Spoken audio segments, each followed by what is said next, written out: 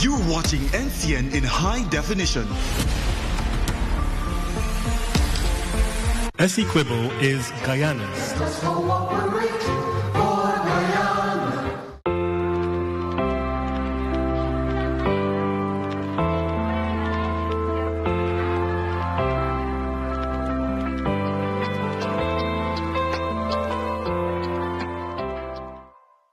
Welcome to Youths Now. Today is International Youth Day 2026, and we're happy to say to each and every person looking at us today, happy IYD 2026. Now, for today's conversation, we want to focus on two areas. First of all, entrepreneurship, the young people that are enterprising and are empowered by what's happening here in Guyana. Joining me for this conversation, I have a very distinguished lineup of young people. I want to say that we have, first of all, the Vice President of the Guyana Youth Entrepreneurship Chamber to my extreme left, Juliana Lopes, the youngest person on our panel, the Minister within the Ministry of Culture, Youth and Sport, Minister Stephen Jacobs. On my extreme right, we have an exceptional fashion designer, Roberto Tika, who's with us, and Omaya Hall, creative and musical artist. Thank you all so much for joining me for this conversation. Thank you. Thank you. Thank you for having me. Now, when we look at Guyana as a whole, Juliana, I want to start with you. You've been looking at entrepreneurship for quite some time. What have you seen over the last year or so that says to you that young people are energized about what's happening here in Guyana? I would say in terms of youth entrepreneurship, we've seen a lot of young people entering in the creative field. Many of them are realizing that their creative talents aren't just hobbies, but they can monetize that through their social media platforms. And they can also enter into competitions. They can enter fashion shows, for example, Origins Fashion Festival. So we've seen time and time again that many young people are noticing the changes happening in Guyana, not only through the economy, but also with legislation. Most recently, the announcement of the Guyana Development Bank. This is where a lot of young people are noticing the different developments and updates being shared, and they are tapping into those opportunities. Yeah. Omaya and Roberto, you heard Juliana mention more people stepping into the creative area. Yeah.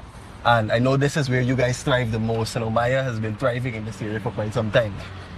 People see the finished song, Omaya. Yes. They see the nice performance, this is a breakaway and the scream and so on. But a lot of times they don't see the hard work. Take us through what that process has been like for you as a young person emerging in the creative industry.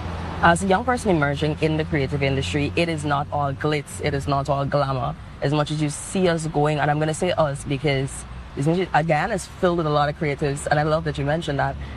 It is not, dare I say, it's not as fun as people would like to think it is. So you have the writing, you have the recording, and then you have the mixing and mastering. And then as an artist as well, you don't just sing, you become the person that markets. You are now the person that's marketing themselves. You will now become the person sending out proposals and sponsorships to really build everything together. So it's not just, oh, I have a song, I go on stage and whoop-de-doo. You now become everything. Creatives aren't just singers, we're not just dancers, we're entrepreneurs as well. We now have to build ourselves, build this platform for you, for everyone out there to appreciate us and our craft. Yeah.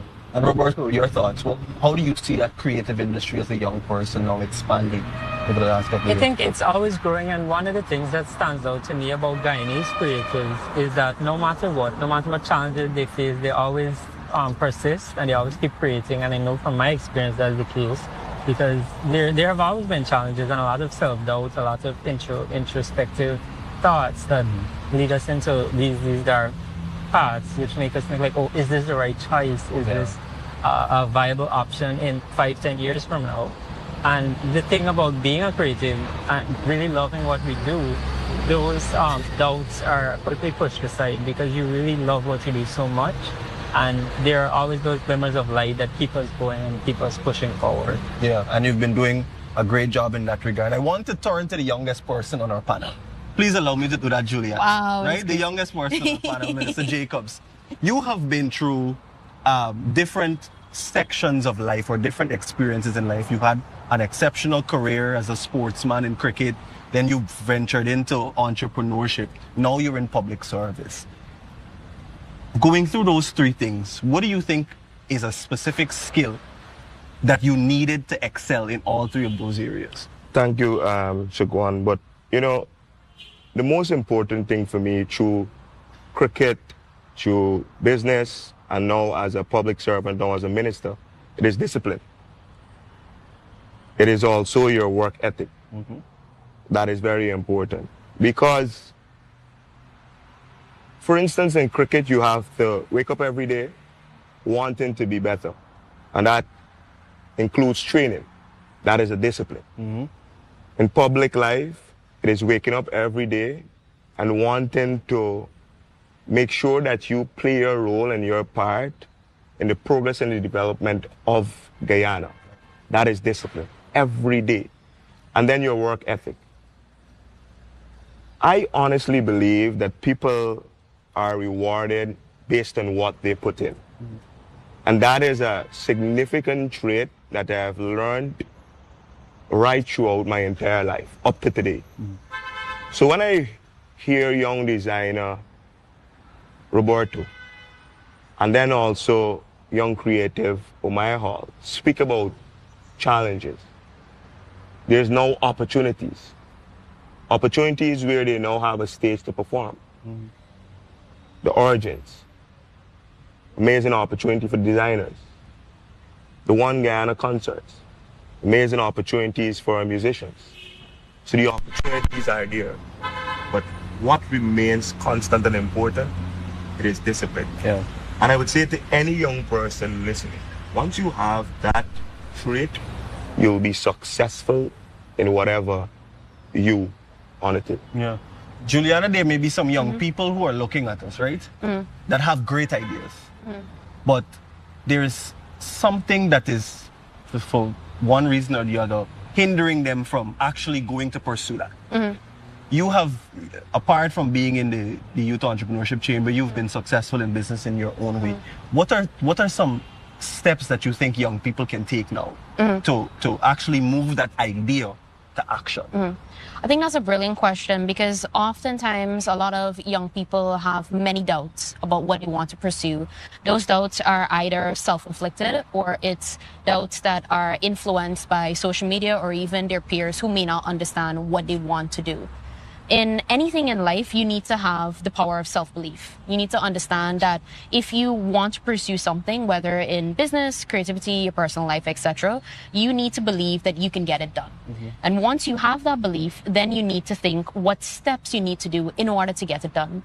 With regards to the Guyana Youth Entrepreneurship Chamber, a lot of discussions that we've had is the importance of documentation. Many times, a lot of young people enter business and may not recognize that they actually have to register the business at a deeds of commercial registry. They may think that a process like this is exhaustive and it may not be important to them, but in the long run, if they want to access a loan from the Guyana Development Bank or any of the commercial banks, they need to have their documentation. They need to have copies of their receipts, purchase orders, etc. So it's very important for young entrepreneurs to recognize that even if they have a creative idea, they still need to treat it like a business. They need to keep all of their records up to date and have their records either physically or stored through different software.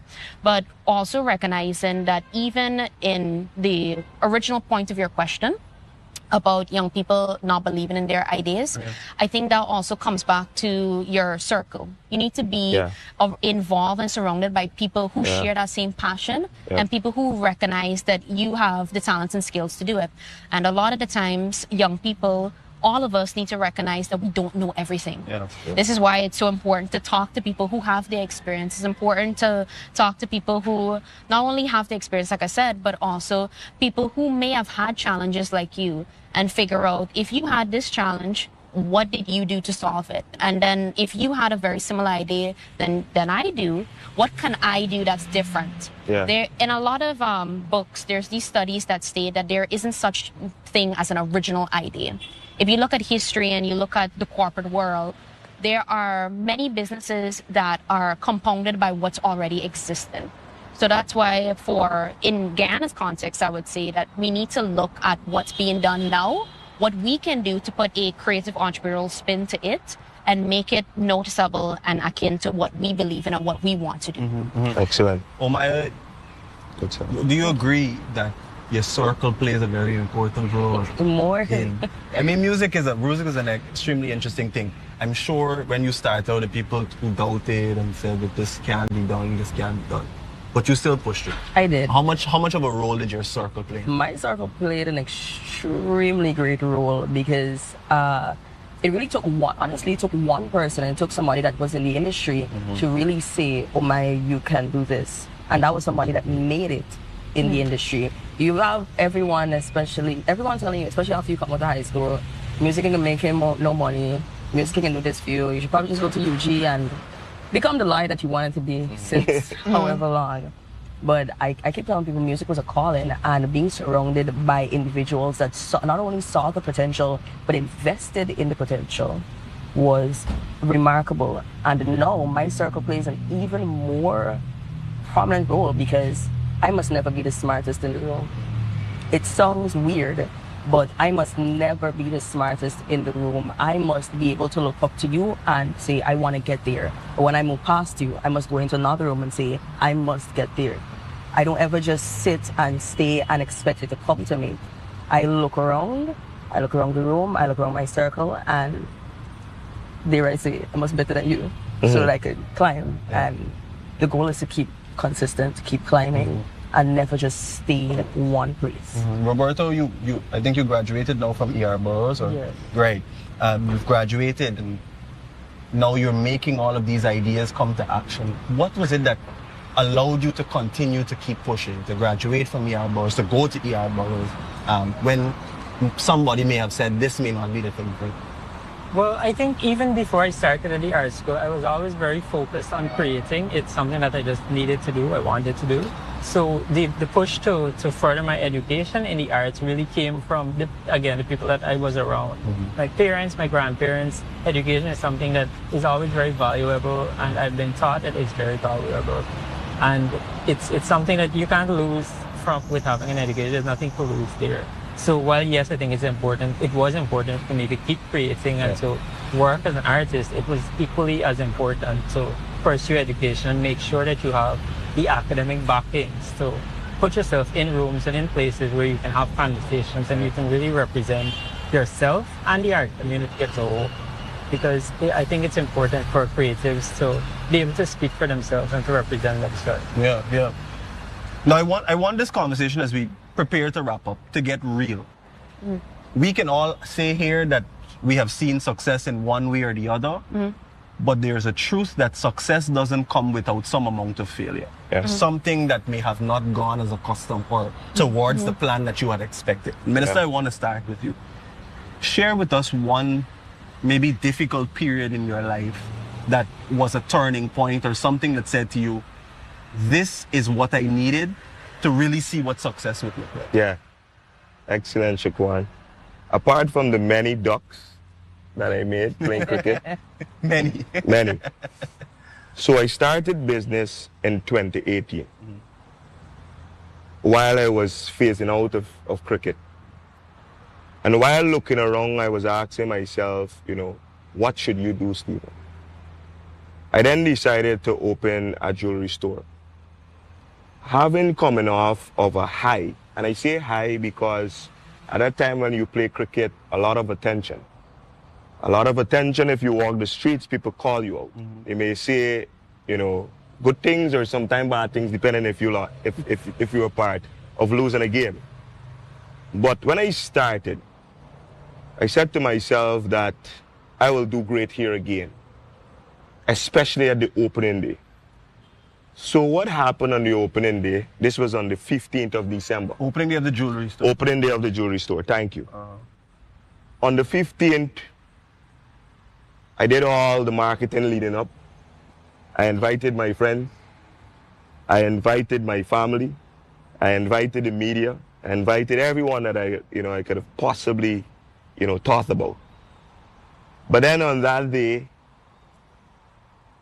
we had two persons that showed up for the opening of Jacob's Jewelry. Two persons. You had a media representative, John Ramsing at that time, and then you had one other person. I had prepared food, I had prepared drinks. That was a deflating moment for me. Deflating moment. But it taught me something. It taught me that in order for you to succeed, you need to persevere. While in cricket and the many ducks and the many disappointments, this was different territory. So it really taught me how to persevere, how to be strong, how to also analyze the situation, and then look and see how I can improve this or what strategy I can really put together for the attention to the jewelry store, but it really taught me a lot. But at that time, I had made a commitment to myself that this was a challenge for me to make sure that I'm successful in business. And I'm very happy to say that it worked out well. Yeah. But those are moments in your journey that will teach you so many things. But the important thing is, if you go back to Amaya, it's consistency. It is believing in yourself, just like Juliana said. So that was a deflating moment, but I can sit in this chair now and smile, talk about it. But for young people to understand that you need to persevere. Yeah, anybody else, experiences like that you may have had? Juliana, you? In terms of failures, I would say my biggest failure was when in 2023, we were trying to not be solely known for doing an anime convention called FomoCon. And we decided to do a not event called Fair Day, just as a Renaissance fair. And from doing that, what we would have realized is that the amount of work that it took was so unexpected. And at that point of time, that was just year 2 of being in business. And one of the things that a lot of business owners say is that the first 3 years are the hardest years. That's the years with which you put your foundation in your business. Those are the years where you learn the hardest lessons, you make the most sacrifices, all of these different things. There was a point where in 2023, for about 2 months straight, every single night I would wake up with chest pain, and I would always think I'd probably get a heart attack at this point. But I had so much anxiety because I had felt as if I'm doing all of this work and I'm not seeing the results. Yeah. And I think that's where delayed gratification comes in. With social media, we see all of these people, especially within our age range, who have all of these success. They have all of these millions of dollars. They go to all of these different countries, these different conferences, events, etc. And we see them in our age range and we think, why can't we have that life? Why am I here struggling and this person my same age, they're out there in Dubai or whatever country and they're living their best life? And for me, how I managed to get out of that mentality, it took a while. I will be honest, it did take a while. But what helped a lot was realizing that just by waking up every morning, coming out of bed, making a video or meeting a client or a sponsor, whoever it might be, that was a first step. And all it took is taking several steps, one foot in front of the other. And a lot of the times when people see businesses, as Minister Jacobs would rightfully said, they look at the end result. They see the store, they see the items, but they don't see the sacrifices it took to take there. They don't recognize the many challenges that come with being a business owner, which it just comes back down to, as I mentioned, that self-belief and motivating yourself to realize that while you do have challenges, as any entrepreneur does, it's important to recognize that if you really want this and if you believe that you can achieve it, you have to put the work in. You have to put one foot in front of the other. Even when things look very difficult, it may look and feel bad, but you have to do it, because at the end of the day, who will? Yeah. And one of the most important things that I was once told is that the concept of feeling better, you'll never know that you'll feel better unless you actually do something about it. So you have to make those steps. You have to do the work. And most importantly, you have to remind yourself that while this is a difficult situation, it's temporary. It will blow over. It will pass. It may take longer than other situations that you may have faced, but it will pass once you recognize that only you can take yourself out of that situation. Yeah, that's brilliant. That's brilliant. Anybody else? Umayo? Soko queen. You see, I love go you ahead. saying that. Go ahead.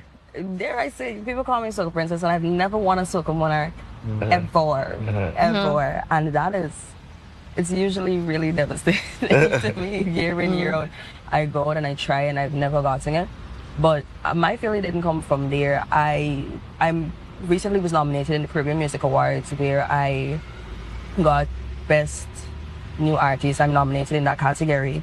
But the years prior, I tried to get it, and I would never forget when I got a message saying, no, you don't meet the criteria, we don't know you, we don't know it. To sum it up, and I felt broken. I felt like, why were you doing music for? I think after my first year competing in the senior Soca Monarch, I took a long break, a long unnecessary break, because I felt so defeated. And I told myself, if I want this, like you were saying, if you want it, one foot in front of the other, you have to get up, you have to get it done, you have to do it. Needless to say, I've not won another Soca Monarch, I haven't won a Soca Monarch yet, but I have gotten Road March.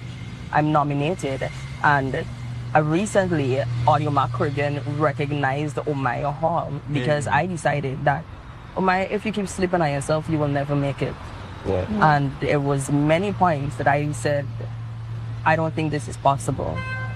But it comes back to your circle as well. So grateful for my circle. They made it possible. They made me wake up to go one foot in front of the other. They made me see that, Omaya, this is more than you. God bless his soul, Wendell Smith. He made me see that you can do it. And never mind the failures, never mind never winning. I'm winning in other areas. Whoop-de-doo.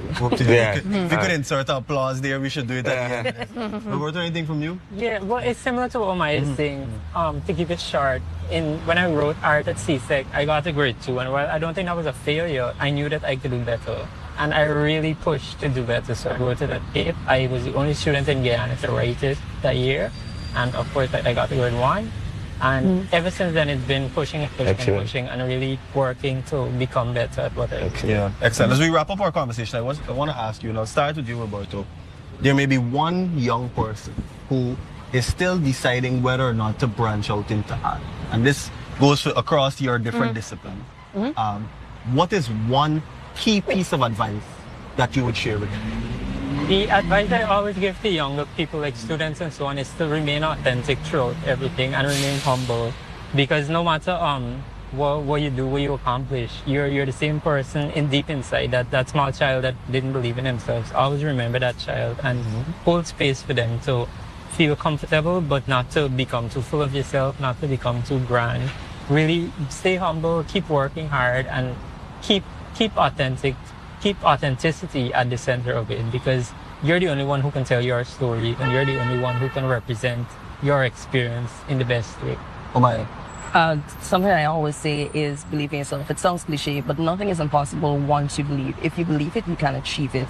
And the only reason many of us are here right now is because we've believed in ourselves, so we can actually put our best foot forward. So if you believe it, you can achieve it. Juliana. If you're interested in being an entrepreneur, I would state that it's very important to do your own research. In Guyana, we have a lot of business support organizations, inclusive of the Guyana Youth Entrepreneurship Chamber. It's important to visit websites and even social media pages of platforms like this, but also the Georgetown Chamber of Commerce, American Chamber of Commerce, etc. See what type of businesses exist that are providing a product, service, or event that you want to do, and try and see, based on your research, what you can do that's different. And finally, Minister Jacobs, for the young person who's watching and not sure of how government can support them in their endeavors, share with them how they can be able to access some of those opportunities that are available. Yeah, but one key advice before I get into that, it's to work hard and allow the universe to do the rest. But we have an amazing amount of opportunities here currently now for our Guyanese, youths and young people here. And it's spanned across all of our ministries. And like I said earlier today, it's multi-sectorial. Because we can look at training, for instance, the BID program, our training programs at the ministry, in carpentry and welding. You can look at the nursing programs. You can also look at the pharmacy assistance program through the Ministry of Health. Yeah. I can go down a long list. You can look at the Young Influencers program that the Ministry of Human Services currently, are doing. You can also look at what the president is doing with his advisory council. Amazing opportunities. Then important to that and key is the development plan again. And every time I just mention those two words, development bank, I get excited. Why? Because it's an opportunity for young people, not just only young people, but for the entire Guyana, to make sure that they create generational wealth, but also create opportunities for employment, but create opportunities for the development of themselves and businesses that may probably exist already. With amazing opportunities right across the board. The orange economy will take off. Maya's already enjoying that. Carifesta next year, Carifta Games. It is amazing what is happening in this country in relation to transformation. Yes, on the physical infrastructure, but if you look at the soft skills that are being developed, you know have free education. You now have a gold scholarship, over 38,000 benefiting. So it is building complete individuals, complete citizens for this country. But the opportunities are amazing and it will continue to grow. So I would want to say too, you have direct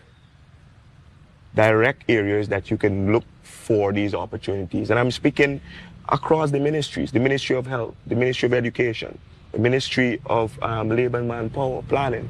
All of these ministries, they have a whole host of youth programs and initiatives. Tap into those programs and make sure you take up those initiatives. But Shakwan, thank you for having me. And then I also want to wish the entire country happy International Youth Day, and for them to know that His Excellency President Dr. Mohamed Irfan and the entire government will continue to make sure that the opportunities are there and their voices will be heard. Ladies and gentlemen, I want to thank you so much for joining me for this conversation. I think it was really inspiring and engaging. Thank you for tuning in and listening to us here on our first episode of Youth Now. Coming up in our next episode, we'll be talking a little bit about the careers and emerging opportunities for professionals here in Guyana. My name is Shaquan Gill, and I'm saying goodbye for now.